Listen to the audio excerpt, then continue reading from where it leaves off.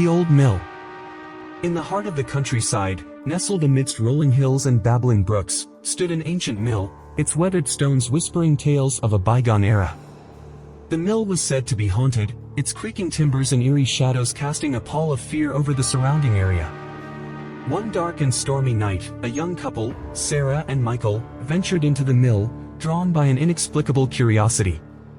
As they stepped through the heavy wooden door, they were met by a chill that seemed to seep into their bones. The air was thick with an oppressive silence, broken only by the occasional drip of water from a leaky roof. Sarah and Michael cautiously made their way through the labyrinthine corridors, their footsteps echoing eerily on the stone floor. The darkness was so profound that they could barely see their hands in front of their faces. Suddenly, a faint light flickered in the distance, beckoning them towards it. As they approached the source of the light, they realized it was emanating from a small room at the end of a long hallway. With trembling hands, they pushed open the door and stepped inside. The room was dimly lit by a single candle, casting eerie shadows that danced on the walls. In the center of the room stood an old, dilapidated spinning wheel, its wooden frame warped and its spindle rusted. A figure sat hunched over the wheel, its face shrouded in darkness. Sarah and Michael exchanged a nervous glance, unsure of what to do. They cautiously approached the figure, their voices barely audible. "Who are you?" Sarah asked, her voice trembling. The figure did not respond, but it turned its head slowly, its eyes glowing like embers in the darkness. Sarah and Michael recoiled in fear, their hearts pounding in their chests. Suddenly, the figure lunged towards them, its outstretched hands grasping for their throats. Sarah and Michael screamed and struggled, but the figure's strength was immense. They were overpowered quickly, their screams muffled by the thick air. Just as the figure was about to deliver the final blow, a blinding light filled the room. The figure let out a piercing cry and vanished into thin air, leaving behind only a trail of swirling dust. Sarah and Michael lay motionless on the floor, their breaths coming in short, ragged gasps. They had escaped death by a hair, but the experience had left them shaken and traumatized. They stumbled out of the mill, their hearts still pounding. As they walked down the path, they could feel the eyes of the figure watching them from the shadows. They never returned to the mill, and the memory of that terrifying night haunted them for the rest of their lives. The legend of the haunted mill continued to grow, its eerie tale passed down from generation to generation. Some said that the figure was the ghost of a woman who had been murdered in the mill centuries ago. Others believed that it was a malevolent spirit that had been trapped in the mill for eternity. Whatever the truth may be, the old mill remained a place of fear and mystery, its dark secrets forever hidden in the shadows. The abandoned asylum. In the heart of a dense forest, nestled amidst towering trees and whispering winds, stood an abandoned asylum, its crumbling walls and broken windows casting an eerie shadow over the surrounding landscape. The asylum had been abandoned for decades, its doors sealed shut and its windows boarded up, leaving it to rot and decay in the wilderness. One dark and stormy night, a group of teenagers, seeking thrills and excitement, ventured into the asylum, their hearts pounding with anticipation. As they stepped through the overgrown grass and into the overgrown courtyard, they were met by a chill that seemed to seep into their bones. The air was thick with an oppressive silence, broken only by the occasional creak of a rotting floorboard. The teenagers cautiously made their way through the labyrinthine corridors, their footsteps echoing eerily on the cold stone floor. The darkness was so profound that they could barely see their hands in front of their faces. Suddenly, a faint light flickered in the distance, beckoning them towards it. As they approached the source of the light, they realized it was emanating from a small room at the end of a long hallway. With trembling hands, they pushed open the door and stepped inside. The room was dimly lit by a single candle, casting eerie shadows that danced on the walls. In the center of the room stood an old, dilapidated wheelchair, its leather seat torn and its wheels rusted. A figure sat hunched over the wheelchair, its face shrouded in darkness. The teenagers exchanged nervous glances, unsure of what to do. They cautiously approached the figure, their voices barely audible. "Who are you?" one of the teenagers asked, his voice trembling. The figure did not respond, but it turned its head slowly, its eyes glowing like embers in the darkness. The teenagers recoiled in fear, their hearts pounding in their chests. Suddenly, the figure lunged towards them, its outstretched hands grasping for their throats. The teenagers screamed and struggled, but the figure's strength was immense. They were overpowered quickly, their screams muffled by the thick air. Just as the figure was about to deliver the final blow, a blinding light filled the room. The figure let out a piercing cry and vanished into thin air, leaving behind only a trail of swirling dust. The teenagers lay motionless on the floor, their breaths coming in short, ragged gasps. They had escaped death by a hair, but the experience had left them shaken and traumatized. They stumbled out of the asylum, their hearts still pounding. As they walked down the path, they could feel the eyes of the figure watching them from the shadows.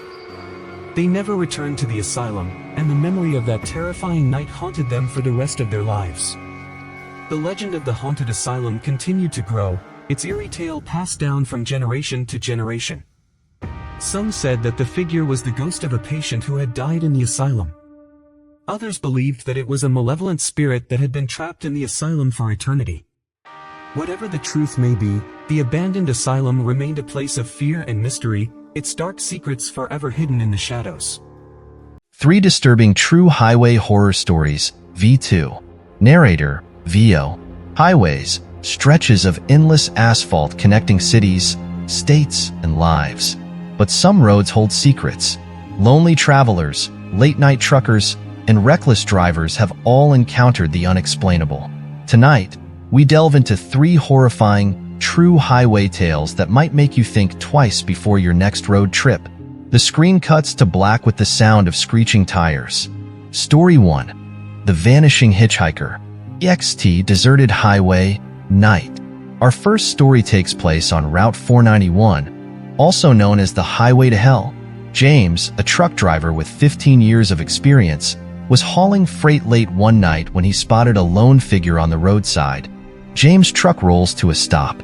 A young woman in a tattered dress approaches, her face pale but beautiful. "Woman," softly, "can you give me a ride to town?" Something about her seemed off, but James decided to help. She sat quietly, staring out the window as he drove. Cut to James glancing nervously at the woman in his rearview mirror. She's now smiling eerily. Narrator, VO. When they reached the town, James turned to tell her they'd arrived, but she was gone. No door had opened. No sound. Just an empty seat. Asterisk, flash of old newspaper clippings. Local woman killed in hit and run on Route 491. James later discovered the woman matched the description of a girl who died on that highway years ago. Drivers still report seeing her, waiting for a ride that never truly ends. Fade to black with distant, haunting laughter. Story 2. The Phantom Trucker. EXT Rainy Highway, Night. Our next story comes from Interstate 80, cutting through the heart of the Midwest. Sarah, a college student, was driving home in the dead of night. The rain was relentless, making visibility almost impossible. Sarah grips the steering wheel tightly as lightning illuminates the road. Suddenly, the growl of a massive truck engine roars behind her. Narrator, VO. She noticed headlights in her rearview mirror. A truck barreled closer, honking aggressively. It was tailgating her, almost pushing her off the road. Sarah swerves, her car skidding on the wet pavement. She pulls over, shaking. Narrator, VO.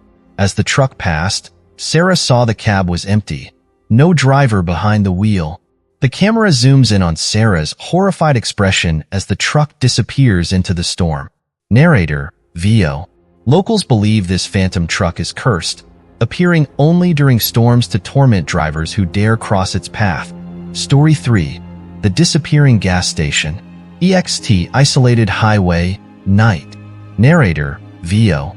Our final story takes place on Highway 375, Nevada's infamous extraterrestrial highway. Kyle and Megan, a young couple, were on a cross-country road trip when their gas light came on. They pull into a small, run-down gas station.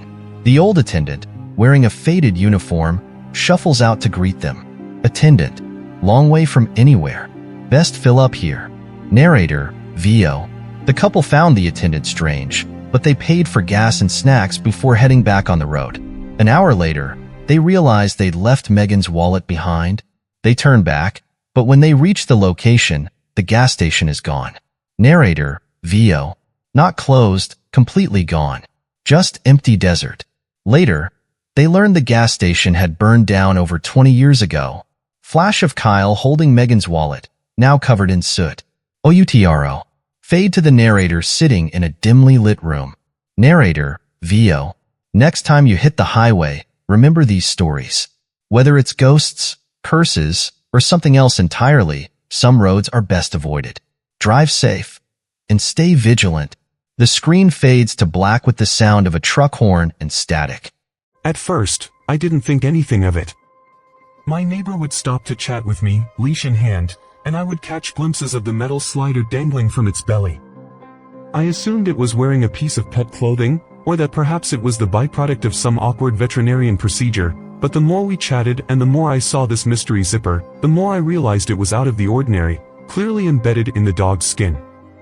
It drew my attention every time we engaged in small talk, until finally one day, I decided to ask about it. Say, what is that zipper for on the little guy's belly, anyway? Oh, that? It's a long story, I wouldn't want to bore you. I've got nothing but time. I wondered if she could see the beads of sweat forming above my brow. Really, it's nothing, just a safety measure. And that was it. She pretty much laughed it off, granting me little in the way of an explanation. Thinking back, her responses were downright vague and deflective. She could see how curious I was, so why not just tell me? And what exactly did she mean by safety measure? As unfruitful as our conversation was, I didn't press the matter any further. Days, weeks, months went by. I would occasionally see the dog's strange cosmetic feature, but I brushed it off every time, knowing it would only haunt me if I dwelled on it. Still, the thought itched in the back of my mind. It wasn't until a few months had passed that I would finally have the nerve to scratch it. I was pulling up weeds along my fence when I looked over at my neighbor's place, noticing the dog lying on the back porch. A stray cat wandered by, as often happened in our neighborhood. Without so much as a warning growl or malicious stance, the dog trotted over to the cat and scarfed it down, the sound of sharp teeth colliding with bone. The cat screeched in agony until it was no more. In a minute flat, its entire body was devoured. I was in shock. The cat's cries alerted my neighbor to the situation. She raced outside, grabbed the dog by the collar, and pulled him into the house. Through the sliding door, it was tough to make out, but I swear she unzipped him and reached inside, seemingly adjusting one of his organs. He didn't flinch, not even a bit. After pulling her arm out, the dog dropped to the floor, dead as a doornail, from the looks of it. She then carried him outside and placed him back on the porch, arranging him into a sleeping position before getting in her car and leaving for the day. This 5-minute span of visual information was unlike anything I'd ever witnessed. Words like gruesome, strange, and horrific are too tame to describe what I saw. I was appalled beyond measure. After the shock wore off, I hopped the fence and approached the dog's carcass. I felt its neck, cold to the touch, no pulse. I looked to its underside, and there it was. That godforsaken zipper in all of its mysterious glory. I felt kind of bad for the dog dying, but I had to know what that damn thing was there for. I needed an explanation for not only the dog's, but my neighbor's odd behavior just moments ago. I slowly unzipped the dog's belly, placating my curiosity with the satisfying sound of metal sliding across metal. I spread each side of the opening with my hands and peered in, divulging the animal's inner workings. What I saw was absolutely dumbfounding. My neighbor's dog was animatronic. There was wiring, gears, a tank where its stomach should have been, the whole 9 yards. It didn't make any sense, but there it was, staring me back from behind the zipper. After scurrying back home in shock, I decided that my best course of action would be to call animal control. I could tell them my neighbor's dog trespassed on my lawn and was attacking the neighborhood cats. They would show up, examine the robotic carcass, and then go from there. I knew there wasn't a protocol for that sort of thing, but I assumed they could take care of things and contact the appropriate people, whether it be the police, the government, or the National Enquirer. As long as this weird predicament was taken care of, I could sleep easy, knowing that my neighbor's strange robot dog wasn't going around eating whatever it pleased. Simple, right? Nope. Far from it. Animal control took a while to get there. By the time they arrived, my neighbor had come home and disposed of the evidence, hiding the dog somewhere in her home. The animal control officer apologized for the misunderstanding and left, leaving my neighbor on her front porch, glaring in my direction. It appeared privacy meant nothing to the local authorities. Just my luck. The days that followed were different. My neighbor's dog had sprung to life, reactivated by its master, no doubt. They would walk their usual path around the cul-de-sac, but would not stop for small talk. I knew her dirty little secret, after all. I was no longer a friendly neighbor to be conversed with, oh no. I was an enemy, a danger to this woman's unusual way of life. Even if I meant no harm to her or her strange choice of pet, she didn't seem to see it that way. She continued to give me the cold shoulder for about a month and a half before finally speaking with me again on one of her daily strolls. Hey there. Hello. Everything all right? Just peachy. I'm having a cookout on Saturday at noon. You're more than welcome to come. Strange. We weren't on speaking terms for over a month, and now I was suddenly invited over. Maybe this was her extending an olive branch my way, her way of saying, no hard feelings. Yeah, sure. I can make it. Sounds like a good time. Great. I'll add you to the list. As she walked away, I felt the need to apologize, even if her dog was a weird, cat-eating robot.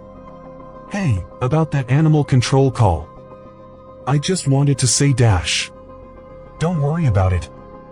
Water under the bridge. See you Saturday. She hurried off home, and that was that. Problem solved. Or so I thought.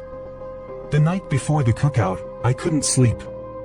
I kept hearing what sounded like footsteps creeping around the perimeter of my house.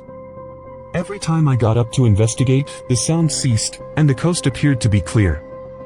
It was either a prank at my expense, a burglar taking their sweet time to pull the trigger, or ghosts roaming around in the night. Either way, it left me anxious, making sleep a distant dream, just out of my reach. During a particularly loud set of footsteps, I raced downstairs, just in time to catch 4 glowing dots peering in through my living room window. This was enough to make my neck hairs stand upright. Though terrified, I wasted no time grabbing a ball bat and storming out my front door to greet the would-be intruders. I may be old, but I can still kick some ass when needed, especially when it involves crossing my property line. Thrice a terrifying true pit stop horror stories. Story 1. The vanishing truck driver. Scene: a remote highway at night. A lone gas station with flickering lights. A truck pulls in and parks by a pump. Narrator: VO. It was a cold, quiet night on Route 49 when Mark, a long-haul truck driver, decided to make a quick pit stop at a small, run-down gas station. He filled up his tank and went inside to grab a coffee. Mark enters the convenience store. The attendant, a pale older man, stares at him silently. Mark: "Hey there, just some coffee." The attendant nods but doesn't speak. Mark notices strange photos behind the counter, blurry images of trucks in the same parking lot but no people in sight. Narrator: VO. Mark tried to shake off the eerie vibe. As he walked back to his truck, he noticed something unsettling. A thick fog had rolled in, obscuring the road ahead. Mark starts his truck, but as he looks in his rearview mirror, he sees himself standing outside the gas station, staring back at him. Mark, terrified. What the hell? Story 2. The Hitchhiker's Warning. Scene: a woman, Sarah, drives late at night. She's tired and spots a rest stop with a vending machine and benches. Narrator: VO. Sarah had been on the road for hours when she decided to stop at a rest area to stretch her legs. She was the only car there, and the silence was unnerving. Sarah walks to the vending machine, fumbles for change. She hears faint footsteps behind her and turns, finding no one. Sarah, to herself. Get it together, Sarah. It's just your imagination. Narrator, VO. As she returned to her car, a man appeared out of nowhere, knocking on her window. The man, disheveled and panicked, gestures for her to roll the window down. Hitchhiker, you need to leave. Now. Sarah, hesitant. What? Why? Hitchhiker. They're coming. If you stay, you won't make it. Narrator, VO. Terrified, Sarah sped off. In her rearview mirror, she saw figures emerging from the woods, moving unnaturally fast toward the rest stop. Story 3. The bathroom in the woods. Scene, a heavily wooded rest area. A young couple, Jake and Emma, pull in their car. Jake rushes to the restroom. Narrator, VO. Jake and Emma were on a cross-country trip when nature called. They found an isolated rest area surrounded by dense trees. Jake enters the restroom. It's dimly lit with graffiti-covered walls. Jake, calling out, "Hello? Anyone in here?" No response. He uses the facilities, but as he washes his hands, he hears a faint scratching sound coming from one of the stalls. Jake, "Hey man, is someone in there?" The door slowly creaks open, but the stall is empty. Suddenly, Jake's reflection in the mirror smirks at him, though he isn't smiling. Narrator, VO. Jake bolted out of the restroom, only to find Emma and their car gone. He was alone, with no cell service and no sign of the road they came from. 1. The shadow in the basement. A family in Pennsylvania moved into a century-old home that had a damp, dark basement. Over time, the mother began to notice strange happenings, tools moving on their own, faint whispers echoing when no one was around, and the feeling of being watched. One day, her young son came running upstairs, screaming about the man with no face in the basement. Terrified, they called in a paranormal investigator, who recorded a voice whispering, "Get out," on an audio device. When researching the home's history, they discovered that a recluse had died tragically in the basement decades earlier, and his body had gone undiscovered for weeks. The family moved out soon after, but neighbors still report strange sounds and shadowy figures around the property. 2. The hotel room that disappeared. In the 1970s, a couple traveling across Europe stopped for the night at an old, grand hotel. They were given a key to a lavish room decorated in vintage furnishings. The next morning, the husband left to fetch breakfast while the wife waited. But when he returned, the room was gone. The desk clerk insisted no such room existed, and the floor where it had been was undergoing renovation and entirely uninhabitable. Even stranger, no one at the hotel remembered the couple ever checking in.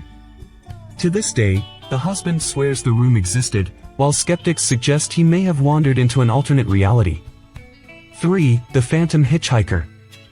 On a stormy night in rural Wisconsin, a man was driving down a lonely road when he spotted a young woman in a white dress standing on the roadside. Feeling bad for her, he offered her a ride. She said she was headed home, gave him an address, and quietly stared out the window for most of the ride. When they arrived, the driver turned to tell her they had reached her destination, only to find the passenger seat empty. Confused and shaken, he knocked on the door of the house. An elderly woman answered, and when he explained, her face turned pale. "My daughter," she said, "died in a car accident on this road 10 years ago. You're the 4th person this year to bring her here." 1. The forest phantom. A remote mountain cabin surrounded by dense woods. A young couple rents a secluded cabin for a weekend getaway. On their first night, they hear faint knocking on the windows, but no one is there. As the hours pass, the knocking becomes more frequent and starts coming from multiple directions. They find strange symbols etched into the cabin walls that weren't there before. Desperate, they check their security camera feed only to see a figure standing completely still in the yard, staring into the cabin. Each time they check back, the figure is closer. When they try to leave, they discover all their belongings have been rearranged and their car's engine has been dismantled. The story culminates in a frantic race for survival as the couple confronts the malevolent presence. 2. The graveyard shift. a 24-hour diner off a lonely highway. An overnight waitress begins to notice a peculiar customer who arrives at 3:15 a.m. every night. The man never speaks, just points to the same menu item, and leaves a single dollar as a tip before vanishing. One night, the waitress follows him after work, only to discover that he vanishes near an old, abandoned gas station. She learns from the local sheriff that the man matches the description of someone who died in a car crash 15 years ago. On the final night, the man leaves her a note that says, "Don't follow me tonight." Ignoring the warning, she follows again, only to find herself drawn into a horrific supernatural loop where she becomes the next ghostly patron. 3. The Vanishing Roommate. A college dorm room during winter break. A college student stays behind during winter break to study. Her roommate leaves for home but forgets her favorite jacket. Over the next few nights, the student starts hearing her roommate's voice coming from the empty bedroom, asking for her jacket. When she texts her roommate, she gets no response. Suspicious, she calls and learns her roommate never made it home. She went missing en route. The voices grow louder, and the student finds the jacket moved to her own bed each morning. The story ends with a final terrifying twist. When she checks the jacket's pocket, she finds a note in her roommate's handwriting that reads, "It wasn't me. Leave now."